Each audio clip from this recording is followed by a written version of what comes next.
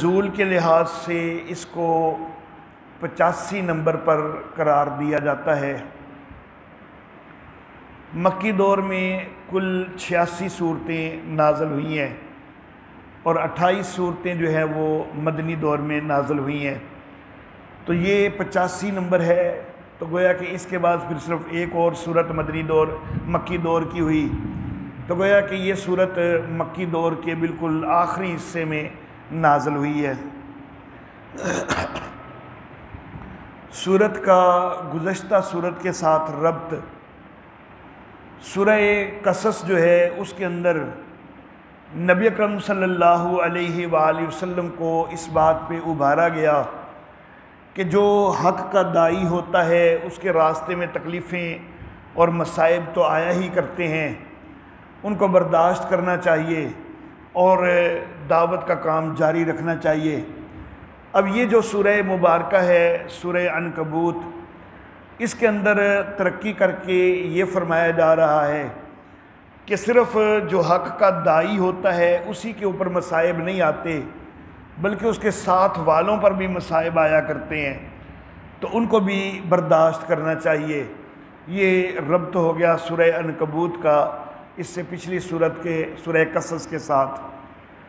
اس کے بعد صورت کا خلاصہ،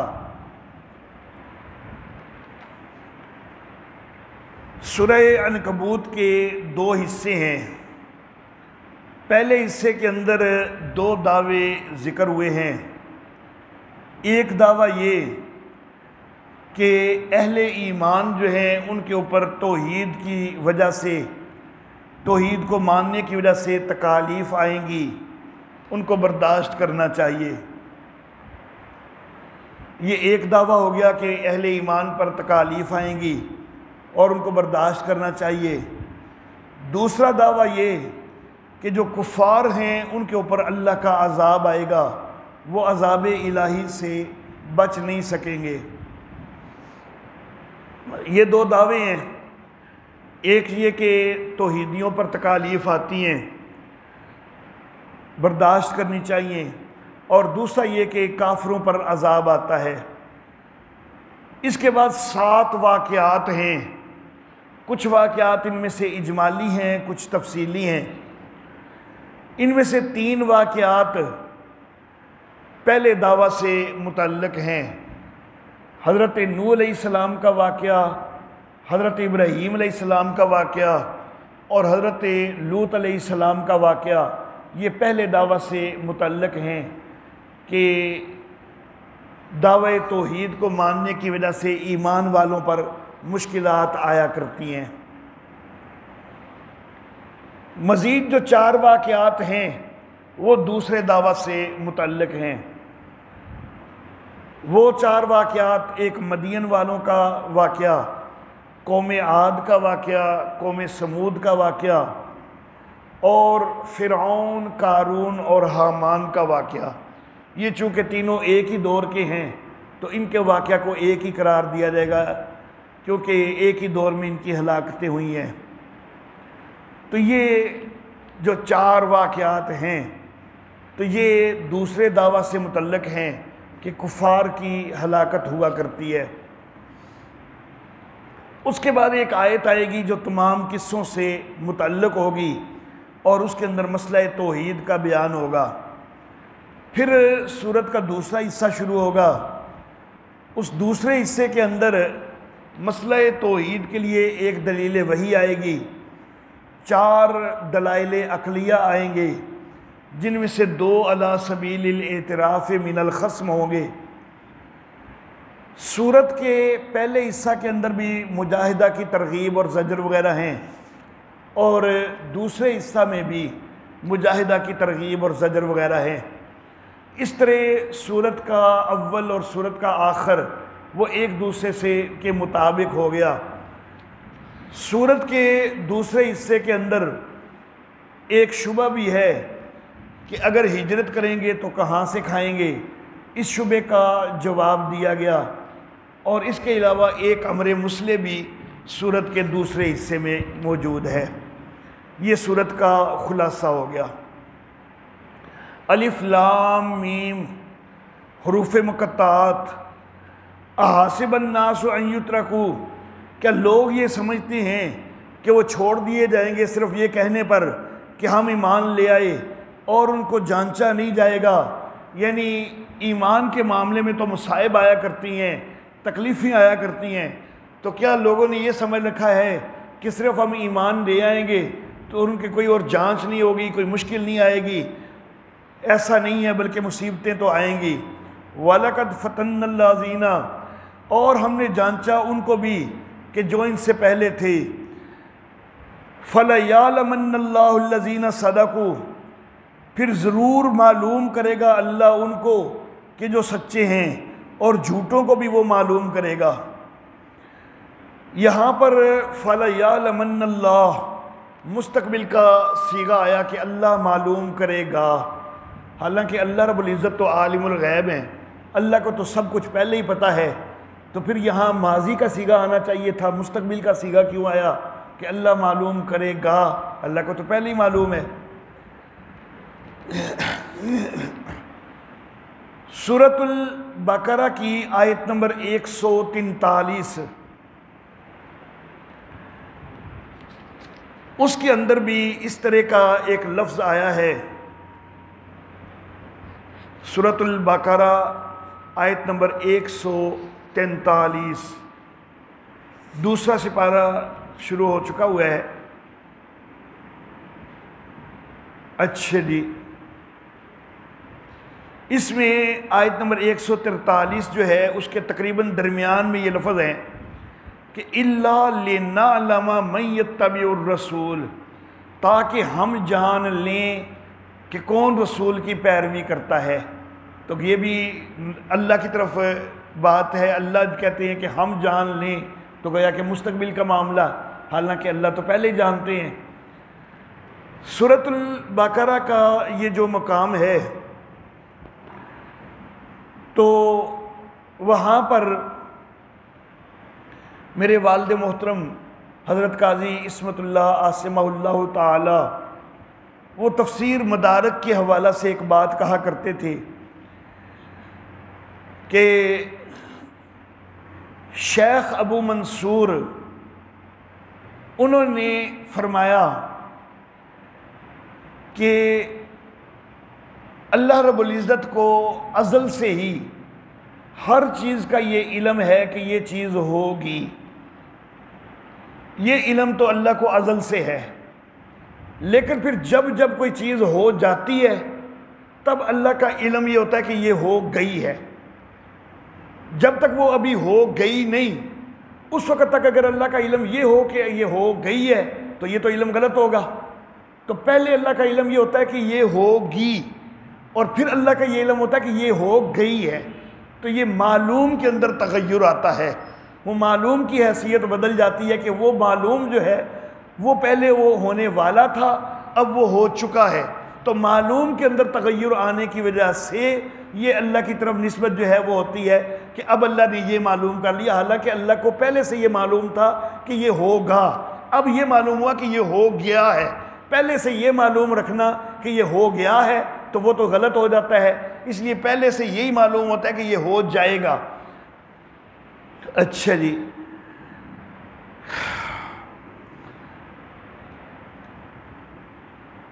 ام حاسب الذین یعملون السیئات، کیا خیال کرتے ہیں وہ لوگ کہ جنہوں نے برائیاں کی کہ ہم سے وہ بھاگ جائیں گے؟ ساء ما یحکمون، برا ہے جو وہ فیصلہ کرتے ہیں، یعنی اللہ سے وہ کوئی بھاگ نہیں سکتا کوئی بھی کہ اللہ رب العزت کی پکڑ سے وہ چھوٹ جائے۔ من کان یرجو لقاء اللہ، جو کوئی امید رکھتا ہے اللہ کی ملاقات کی تو بے شک اللہ کا وعدہ جو ہے وہ تو آنے والا ہے اور وہ سننے والا ہے، جاننے والا ہے۔ وَمَنْ جَاهَدَ فَإِنَّمَا يُجَاهِدُ لِنَفْسِهِ، ترغیب مجاہدہ، اور جو کوئی مجاہدہ کرے تو وہ اپنی ذات کے لیے مجاہدہ کرتا ہے، یعنی اس کا فائدہ اسی کو ہوتا ہے، اللہ اس کے درجات بلند کرتے ہیں، اس کو اجر دیتے ہیں۔ ان اللہ لغنی عن العالمین، اللہ تو جہان والوں سے بے نیاز ہے۔ اللہ کسی کے مجاہدوں کی اللہ کو کوئی ضرورت نہیں ہے۔ کسی کا بھی جو مجاہدہ ہے دین کے لیے، کسی کی کوئی محنتیں ہیں، کوئی کوششیں ہیں، تو ان کا فائدہ اللہ کو نہیں بلکہ خود اس کو ہوتا ہے کہ اللہ اس کو اجر دے دیتے ہیں۔ والذین آمنوا وعملوا الصالحات، اور وہ لوگ کہ جو ایمان لائے، نیک عمل کیے، لَنُكَفِّرَنَّ عَنْهُمْ سَيِّئَاتِهِمْ، ہم ان سے ان کی برائیاں دور کریں گے اور ہم ان کے بدلے میں دیں گے اچھا وہ کہ جو انہوں نے کیا، یعنی ان کے اعمال کا اچھا بدلہ ملے گا۔ احسن جو ہے یہ افعل التفضیل کا صیغہ ہے، اور افعل التفضیل کا جو صیغہ ہوتا ہے اس کے بعد جو مضاف الیہ آ جائے تو افعل التفضیل کا بھی اور اس مضاف الیہ کا بھی مفہوم ایک بننا چاہیے۔ تو اس لیے آگے جو مضاف الیہ ہے وہ ہے الذی کانوا یعملون، کہ جو وہ عمل کرتے ہیں۔ تو احسن جو ہے تو یہ بھی عمل ہونے چاہیے، تو جو وہ عمل کرتے ہیں تو ان کے اچھے عمل کا جو ہے وہ بدلہ دیا جائے گا، کہ اور بھی کئی عمل ہیں اور یہ مجاہدے والا یہ زیادہ اچھا عمل ہے تو اوروں کا بھی بدلہ ملے گا اور اعمال کا بھی، اور اس عمل کا زیادہ اچھا بدلہ ملے گا۔ وَوَصَّيْنَا الْإِنسَانَ بِوَالِدَيْهِ حُسْنًا، اور ہم نے انسان کو اپنے والدین سے حسن سلوک کی تلقین کی ہے۔ جس وقت انسان ایمان میں آتا ہے تو کئی دفعہ خود اپنے والدین کی طرف سے بھی رکاوٹیں بن جاتی ہیں۔ اگر والدین کافر ہیں تو وہ بھی جو ہے وہ ناراض ہو جاتے ہیں، لیکن اس کے باوجود اللہ فرماتے ہیں کہ وہ بے شک ناراض بھی ہو رہے ہیں، پھر بھی تم نے ان کے ساتھ حسن سلوک ہی رکھنا ہے۔ حضرت سعد بن ابی وقاص رضی اللہ تعالی عنہ جب انہوں نے ایمان قبول کیا تو ان کی والدہ حمنہ بنت سفیان بن امیہ وہ ناراض ہو گئی، اور ناراض ہو کے دھوپ میں بیٹھ گئی، کھانا پینا بھی چھوڑ دیا کہ جب تک تم دوبارہ جو ہے واپس پچھلے دین میں نہیں آؤ گے تو میں دھوپ سے نہیں اٹھوں گی اور کھاؤں پیوں گی بھی نہیں۔ انہوں نے بڑی منتیں سماجتیں کی اور بڑی کوشش کی ماں کو دھوپ سے اٹھانے کی، کچھ کھلانے کی، لیکن ماں جو ہے وہ بالکل نہیں مانی۔ آخر پر مجبور ہو کر پھر انہوں نے کہہ دیا کہ ماں جی آپ جو مرضی کر لیں، بہرحال میں دین کو تو اب نہیں چھوڑ سکتا، بے شک آپ ساری زندگی جو ہے ادھر دھوپ میں بیٹھی رہیں، دین تو اب مجھ سے نہیں چھوٹنے والا۔ تو بہرحال حسن سلوک کی بھرپور کوشش جو ہے وہ انہوں نے کی، لیکن ماں جو ہے وہ زیادہ سختی کے ساتھ اپنی چیز کے اوپر اڑی رہی۔ اچھا جی، وَإِن جَاهَدَاكَ لِتُشْرِكَ بِي، اور اگر وہ تجھے اس پر زور دینا، جس طرح یہ سعد ابن ابی وقاص کی والدہ زور دے رہی تھی کہ تم شرک والے عقیدے میں واپس آ جاؤ، تو اگر اس پر زور دیں کہ تو شریک کر میرے ساتھ جس کا تجھے علم نہیں، تو اس معاملے میں ان کی اطاعت کوئی نہیں کرنی۔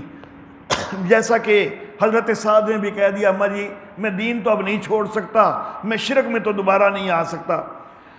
الیہ مرجعکم، تم سب نے میری طرف لوٹ کے آنا ہے، پھر میں خبر دوں گا جو کچھ تم کرتے ہو۔ والذین آمنوا وعملوا الصالحات، اور وہ لوگ کہ جو ایمان لائے نیک عمل کیے، ہم ان کو ضرور داخل کریں گے نیک لوگوں میں۔ وَمِنَ النَّاسِ مَن يَقُولُ زَجَرٌ، وَمِنَ النَّاسِ زَجَرٌ، اور لوگوں میں سے کوئی ایسا ہے کہ جو یہ کہتا ہے کہ ہم اللہ پر ایمان لائے، پھر جس وقت اس کو کوئی ایذا پہنچے اللہ کے راستے میں، جَعَلَ فِتْنَةَ النَّاسِ كَعَذَابِ اللَّهِ، لوگوں کی آزمائش کو اللہ کے عذاب جیسا کر دیتا ہے۔ دیکھیں ایمان کی طرف آیا، کیوں آیا؟ اللہ کے عذاب سے ڈر کے آیا کہ اگر میں ایمان قبول نہیں کروں گا تو اللہ کا عذاب آ جائے گا، تو اللہ کے عذاب سے بچنے کے لیے آیا ایمان کی طرف۔ اب ایمان میں آیا تو دشمنوں کی طرف سے مشکلات آ گئیں، مصائب آ گئے۔ اب یہ مصائب سے اتنا گھبرایا کہ دوبارہ یہ کفر کی طرف چلا گیا، حالانکہ کفر سے یہ بھاگ کے ایمان میں اللہ کی عذاب کی وجہ سے آیا تھا کہ اللہ کا عذاب نہ مجھے ہو۔ اب یہ دوسری چیز سے بھاگ کے دوبارہ جب کفر میں جا رہا ہے تو گویا کہ اس دوسری چیز کو جو لوگوں کی طرف سے تکلیفیں ہیں اس کو بھی اس نے وہ حیثیت دے دی کہ جو حیثیت اللہ کے عذاب کی تھی، تو اس نے اللہ کے عذاب کے برابر کر دیا لوگوں کی طرف سے آنے والی آزمائشوں کو، حالانکہ اللہ کا عذاب بہت بڑی چیز ہے اور اس کو اسی کا لحاظ کرنا چاہیے تھا، اس کو دوبارہ کفر کی طرف مائل نہیں ہونا چاہیے تھا، لیکن لوگوں کی تکلیفوں سے گھبرا کے یہ کفر کی طرف مائل ہو گیا تو یہ بہت بڑی غلطی کر دی۔ اللہ اللہ وَلَئِن جَاءَ نَصْرٌ مِّن رَبِّكَ، اور اگر آئے تیرے رب کی طرف سے مدد تو کہیں گے کہ ہم تو تمہارے ساتھ تھے۔ منافقین جو ہیں جس وقت کوئی اللہ کی مدد آئی، کوئی علاقہ وغیرہ فتح ہوا تو یہ بھی کہتے کہ جی ہم بھی تو جہاد میں شریک تھے، ہمیں بھی مال غنیمت میں حصہ ملنا چاہیے، تو اس وقت یہ اپنے ایمان کا اظہار کرتے ہیں۔ اَوَلَيْسَ اللَّهُ بِعَالِمٍ، کیا اللہ کو زیادہ معلوم نہیں ہے کہ جو انسانوں کے سینوں میں ہے، اچھا جو جہان والوں کے سینوں میں ہے، اور اللہ جانتا ہے ایمان والوں کو بھی، اور اللہ جو ہے وہ جانتا ہے منافقین کو بھی، یا یہ معنی کہ اللہ ظاہر کرے گا ایمان والوں کو بھی اور اللہ منافقوں کو بھی ظاہر کر کے رکھے گا۔ وَقَالَ الَّذِينَ كَفَرُوا، اور انہوں نے کہا کہ جنہوں نے کفر کیا ایمان والوں سے کہ تم ہمارے راستے کے تابع ہو جاؤ اور ہم تمہارے گناہ اٹھا لیں گے۔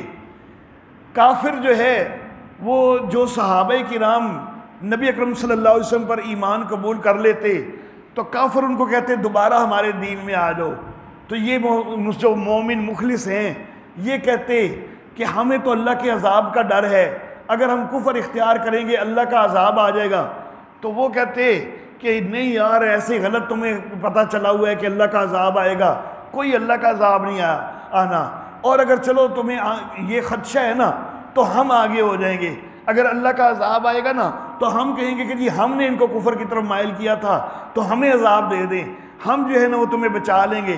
اللہ کہتے ہیں کہ وَمَا هُمْ بِحَامِلِينَ مِنْ خَطَايَاهُمْ مِنْ شَيْءٍ، ابھی تو کہتے ہیں نا کہ اللہ کا عذاب ہم بھگت لیں گے تمہاری جگہ، لیکن حقیقت میں یہ ان کے گناہوں میں سے کسی کے بھی ذمہ دار ہونے والے کوئی نہیں۔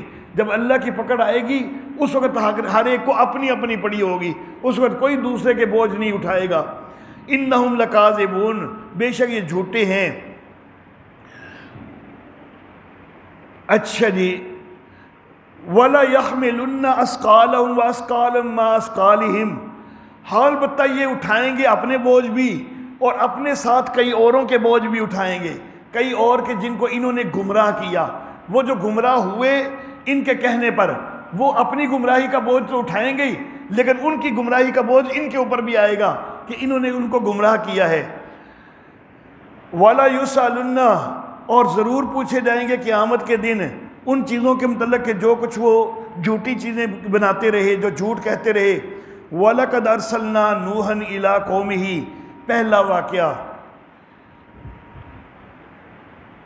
پہلا واقعہ یہ پہلے دعویٰ سے متعلق کہ جو ایمان والے ہیں ان کے اوپر تکالیف آتی ہیں، آزمائشیں آتی ہیں، صبر کرنا چاہیے۔ البتہ تحقیق ہم نے بھیجا نوح علیہ السلام کو ان کی قوم کی طرف، فَلَبِثَ فِيهِمْ أَلْفَ سَنَةٍ إِلَّا 50 عاما، حضرت نوح علیہ السلام ان کے اندر 1000 سال رہے مگر 50 سال کم، یعنی یہ استثناء ہو گیا کہ 50 سال 1000 میں سے کم 950 سال رہے۔ یہ 950 سال تبلیغ کی عمر ہے، باقی کل عمر کتنی ہے وہ اللہ بہتر جانتا ہے۔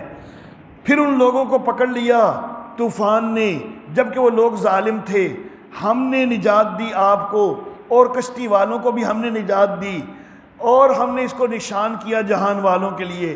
وَإِبْرَاهِيمَ، اور ابراہیم علیہ السلام دوسرا واقعہ، یہ دوسرا واقعہ بھی پہلے دعویٰ سے متعلق کہ ایمان والوں کے اوپر مصیبتیں آتی ہیں، مشکلات آتی ہیں، اور ابراہیم علیہ السلام نے جب اپنی قوم سے کہا اللہ کی بندگی کرو اور اللہ ہی سے ڈرو، یہ تمہارے لیے بہتر ہے اگر تم ایمان والے ہو، اگر تم جانتے ہو۔ انما تعبدون من دون اللہ اوثانا، تم اللہ کو چھوڑ کر بتوں کی پوجا کرتے ہو اور تم جھوٹ بناتے ہو، جھوٹی باتیں کہتے ہو، یعنی تم نے کئی دعوے کرتے ہو کہ جی ان کے ساتھ فلاں پیروں کی روح جو ہے وہ آ جاتی ہے اور ان کو منانے سے اللہ مانتا ہے وغیرہ، اللہ کی طرف تم جھوٹ گھڑتے ہو۔ ان الذین تعبدون من دون اللہ، تم اللہ کے سوا ان کو پوجتے ہو کہ جو نہ تمہارے لیے رزق کے مالک ہیں۔ فابتغوا عند اللہ الرزق، رزق چاہنا ہے تو داتا گنج بخش پہ نہ جاؤ بلکہ اللہ سے رزق چاہو۔ وَاعْبُدُوهُ وَاشْكُرُوا لَهُ، اور اسی کی بندگی کرو اور اسی کو شکر ادا کرو۔ الیہ ترجعون، اسی کی طرف تم لوٹائے جاؤ گے۔ وَإِن تُكَذِّبُوا، اور اگر تم تکذیب کرو تو پہلی امتیں جو ہیں انہوں نے بھی تکذیب کی جو تم سے پہلے تھیں، اور رسول کے ذمے تو نہیں ہے مگر کھول کے پہنچا دینا۔ اولم یرو کیف یبدی اللہ، ادخال الہی، ادخال الہی، ادخال الہی کا مطلب یہ ہوتا ہے کہ کوئی اور بات ذکر کی جا رہی ہے کسی موضوع سے متعلق، تو کسی مناسبت سے اللہ رب العزت بیچ میں اپنا کچھ کلام ذکر کرتے ہیں، اس کو ادخال الہی کہا جاتا ہے۔ تو یہ حضرت ابراہیم علیہ السلام کا معاملہ، ان کی بات جو ہے وہ چل رہی ہے، درمیان میں یہ ادخال الہی آ گیا۔ اولم یرو کیف یبدی اللہ الخلق، کیا انہوں نے دیکھا نہیں کہ اللہ کس طرح مخلوق کو پیدا کرتا ہے، پھر وہ اللہ اس کو لوٹائے گا بھی۔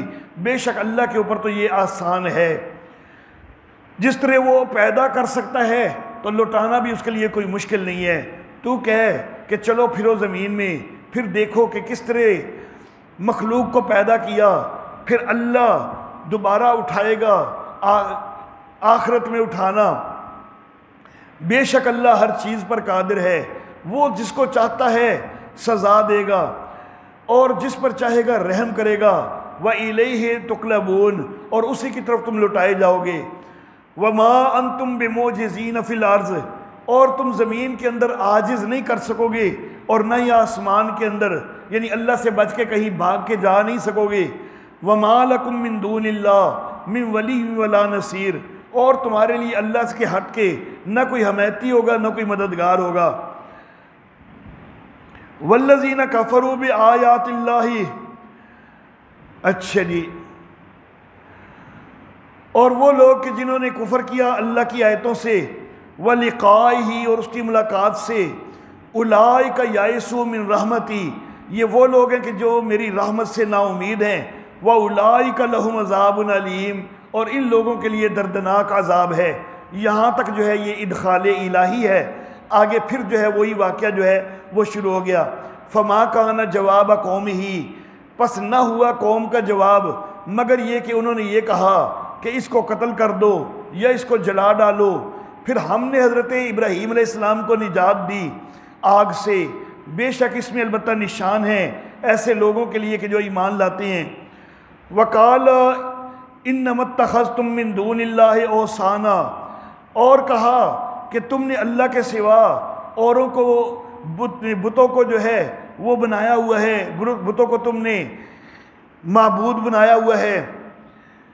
کیوں بنایا ہوا ہے؟ مودۃ بینکم فی الحیات الدنیا، صرف دنیا کے اندر آپس کی دوستیوں کی وجہ سے، کہ تمہارے پیروں نے تمہیں پٹیاں پڑھائیں اور تمہاری چونکہ ان سے دوستیاں ہیں تو تم انہی کی بات مانتے ہو، یا تمہیں دوستیاں ٹوٹنے کا ڈر ہوتا ہے کہ تمہارے ساتھی جو ہیں وہ اگر بتوں کے پجاری ہیں تو تم بھی ان کے ساتھ لگے رہتے ہو۔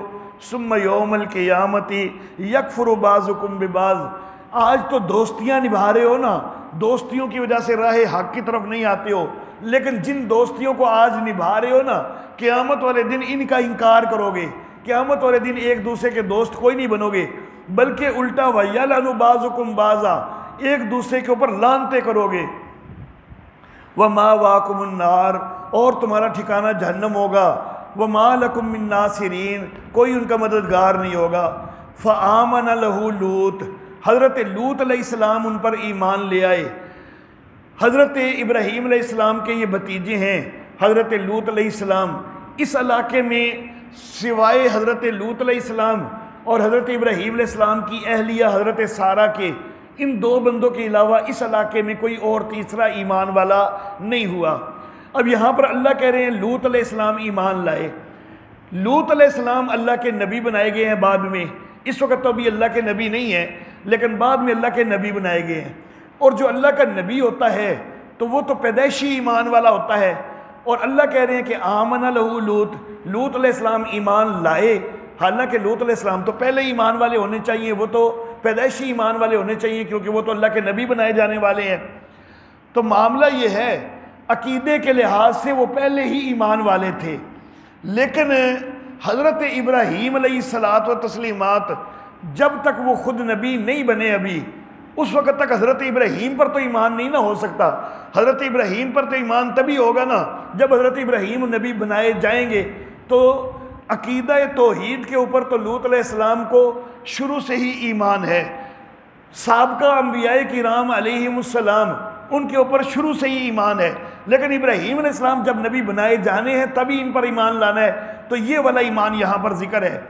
وقالا، اور ابراہیم علیہ السلام نے کہا، انی مہاجر الی ربی، میں اپنے رب کی طرف ہجرت کرتا ہوں، یعنی اللہ رب العزت نے مجھے ہجرت کا حکم دیا ہے تو میں ہجرت کرتا ہوں۔ انہ هو العزیز الحکیم، بے شک وہ زبردست ہے، حکمت والا ہے۔ وَوَهَبْنَا لَهُ اسحاق وَیعقوب، ہم نے ان کو اسحاق بھی دیے بیٹے، وَیعقوب، اور یعقوب بھی دیے پوتے۔ وَجَعَلْنَا فِي ذُرِّيَّتِهِ النُّبُوَّةَ، ہم نے نبوت کو انہی کی نسل میں رکھ دیا، اسی لیے حضرت ابراہیم علیہ السلام کو ابو الانبیاء کہا جاتا ہے کہ بعد کے جتنے بھی نبی آئے ہیں وہ سارے حضرت ابراہیم علیہ السلام کی نسل میں سے آئے ہیں۔ نبی اکرم صلی اللہ علیہ وآلہ وسلم ابراہیم علیہ السلام کے بڑے صاحبزادے حضرت اسماعیل علیہ السلام کی اولاد میں سے ہیں، اور حضرت اسماعیل علیہ السلام کی اولاد میں سے صرف ایک ہی نبی آئے ہیں اور کوئی نبی نہیں آیا، صرف نبی اکرم صلی اللہ علیہ وسلم آئے ہیں۔ باقی جتنے انبیاء حضرت ابراہیم علیہ السلام کے بعد آئے ہیں وہ سارے کے سارے حضرت ابراہیم علیہ السلام کے چھوٹے صاحبزادے حضرت اسحاق علیہ السلام کی نسل میں سے آئے ہیں۔ حضرت اسحاق علیہ السلام کے بیٹے حضرت یعقوب علیہ السلام، ان کا لقب اسرائیل ہے، ان کی نسل میں سے سارے جو آئے تو ان کو انبیاء بنی اسرائیل کہا جاتا ہے۔ حضرت عیسیٰ علیہ الصلاۃ و تسلیمات، ان کے والد تو ہیں کوئی نہیں، لیکن والدہ کی طرف سے نسب ان کا بھی حضرت ابراہیم علیہ السلام تک پہنچتا ہے، وہ بھی بنی اسرائیل میں سے ہیں۔ تو سارے انبیاء جتنے بھی بعد میں آئے ہیں، اللہ نے یہ کہا کہ ہم نے نبوت ان کی نسل میں رکھ دی، تو گویا کہ نبی ان کی نسل سے ہٹ کر بعد میں کوئی بھی نہیں آ سکتا تھا۔ نبی اکرم صلی اللہ علیہ وآلہ وسلم سے پہلے نبوت کا دروازہ کھلا تھا، تو اس وقت بھی کوئی نبی ابراہیم علیہ السلام کی نسل کے علاوہ کوئی نہیں آیا ابراہیم علیہ السلام کے بعد، اور نبی اکرم صلی اللہ علیہ وسلم پر تو ختم نبوت ہو چکی، نبوت کا دروازہ مکمل ہو چکا، بند ہو چکا، اب تو کسی کی نسل میں سے بھی کوئی نبی آنے والا نہیں ہے۔ لیکن جو کوئی نبوت کا جھوٹا دعویٰ کرے اور وہ ابراہیمی نسل میں سے بھی نہ ہو تو اس کے خلاف یہ بھی ایک دلیل بنتی ہے۔ مرزا غلام احمد قادیانی یہ مغل قوم سے تعلق رکھتا تھا، اور مغل قوم جو ہے یہ تاتاریوں کی نسل میں سے ہے، اور تاتاری جو ہیں یہ منگولیا کے علاقہ سے اٹھ کے اس علاقہ میں آئے ہیں۔ مرزا غلام احمد قادیانی ان کی نسل میں سے ہے، تاتاریوں کی نسل میں سے، اور وہاں پر حضرت نوح علیہ السلام کے بیٹے یافس کی نسل پھیلی ہے، وہ حضرت ابراہیم علیہ السلام کی نسل کا اس علاقے سے تعلق ہی کوئی نہیں ہے، تو حضرت ابراہیم علیہ السلام کی نسل میں سے یہ بدبخت نہیں بنتا۔ یہ جو ختم نبوت والا معاملہ ہے نا، انتہائی حساس معاملہ ہے، اور یہ عقیدہ کہ نبی اکرم صلی اللہ علیہ وآلہ وسلم کے بعد کوئی نبی قیامت تک کسی قسم کا بھی نہیں آنے والا، حضرت عیسیٰ علیہ السلام جو تشریف لائیں گے نا وہ بھی نبی کی حیثیت سے نہیں آئیں گے، نبی اکرم صلی اللہ علیہ وسلم کے امتی کی حیثیت سے آئیں گے۔ تو یہ عقیدہ اتنا حساس ہے کہ علماء نے یہ لکھا، علماء احناف کا یہ فتویٰ ہے کہ اگر ایک آدمی نبوت کا دعویٰ کرے نبی اکرم صلی اللہ علیہ وسلم کے بعد تو وہ بھی سیدھا کافر اور جہنمی ہے، اگر کوئی اس کی اوپر ایمان لے آئے تو وہ بھی جہنمی ہے، کافر ہے۔ اور ایک بندہ وہ اس کے اوپر ایمان تو قبول اس نے کوئی نہیں کیا، لیکن وہ کہتا ہے کہ یار دیکھو تو صحیح، شاید بیچارہ سچا ہی ہو، اگر اتنا بھی کوئی سوچے نا تو وہ بھی کافر ہو جائے گا کہ شاید بیچارہ سچا ہی ہو، میں کوئی دیکھوں تو صحیح اس کے پاس اس کی نبوت کی دلیل کیا ہے۔ تو یہ جو اب اس کو سچا سمجھ رہا ہے، اس کو امکان سمجھ رہا ہے کہ وہ سچا ہو سکتا ہے، تو گویا کہ اس کو نبی قسم کی ختم نبوت پر یقین کوئی نہیں۔ اگر نبی قسم کی ختم نبوت پر یقین ہوتا تو اس کے سچے ہونے کا تو اس کے دل میں امکان بھی پیدا نہ ہوتا۔ تو اگر یہ سوچتا ہے نا کہ شاید یار وہ سچا ہی ہو تو میں ذرا دیکھوں تو صحیح اس کے پاس کیا دلیل ہے، تو یہ سوچنے پر بھی وہ کافر ہو جائے گا۔ اگر کوئی عالم یہ سوچتا ہے کہ میں اس بدبخت کے دلائل کا جائزہ لوں تاکہ میں اس کے جواب دے سکوں تو وہ تو ٹھیک ہے، لیکن اگر کوئی اس نیت سے سوچتا ہے اس کے دلائل کو کہ بھائی اگر اس کے دلائل صحیح ثابت ہو جائیں تو میں اس کے ایمان قبول کر لوں گا، تو وہ ایمان قبول تو کب کرے گا، وہ اتنا سوچنے سے ہی پہلے ہی کافر ہو گیا۔ اچھا جی، ہم نے نبوت کو رکھا انہی کی نسل میں اور کتاب کو بھی ان کی نسل میں رکھا۔ وَآتَيْنَاهُ أَجْرَهُ فِي الدُّنْيَا، ہم نے حضرت ابراہیم علیہ السلام کو دنیا کے اندر بھی ان کا اجر دیا اور آخرت میں بھی وہ نیک لوگوں میں سے ہیں۔ وَلُوطًا إِذْ قَالَ لِقَوْمِهِ، تیسرا واقعہ، یہ بھی پہلے دعویٰ سے متعلق کہ ایمان والوں کے لیے مصائب آیا کرتے ہیں، پریشانیاں آتی ہیں۔ اور لوط علیہ السلام جب انہوں نے اپنی قوم سے کہا تم بے حیائی کے کام کرتے ہو کہ یہ کام تم سے پہلے جہان والوں میں سے کسی نے بھی نہیں کیے، تم آتے ہو مردوں کی طرف اور تم راستہ مارتے ہو، یعنی ڈکیتیاں بھی یہ کرتے تھے، اور تم اپنی مجلسوں کے اندر غلط کام کرتے ہو، یعنی بے حیا اتنے ہو کہ گناہ تم چھپ کر بھی نہیں کرتے بلکہ مجلسوں کے اندر کئی گناہ کے کام کرتے ہو، انتہائی بے حیائی ہے تمہارے اندر۔ فما کان جواب قومہ، تو ان کی قوم کا جواب نہیں تھا مگر یہ کہ لے اللہ کا عذاب اگر تو سچوں میں سے ہے۔ قالا رب انصرنی علی القوم المفسدین، لوط علیہ السلام نے پھر مجبور ہو کے دعا کر دی کہ یا اللہ میری مدد کر دے اس فسادی قوم کے مقابلہ میں۔ اور جب ہمارے بھیجے ہوئے آئے ابراہیم علیہ السلام کے پاس خوشخبری لے کر، قالو، انہوں نے یہ کہا، انا مہلکو اہل ہذہ القریہ، ہم اس بستی والوں کو ہلاک کرنے والے ہیں۔ اللہ فرما رہے ہیں کہ بھیجے ابراہیم علیہ السلام کے پاس خوشخبری لے کر، آگے اللہ کہہ رہے ہیں کہ انہوں نے کہا یہ کہ ہم ہلاک کرنے آئے ہیں۔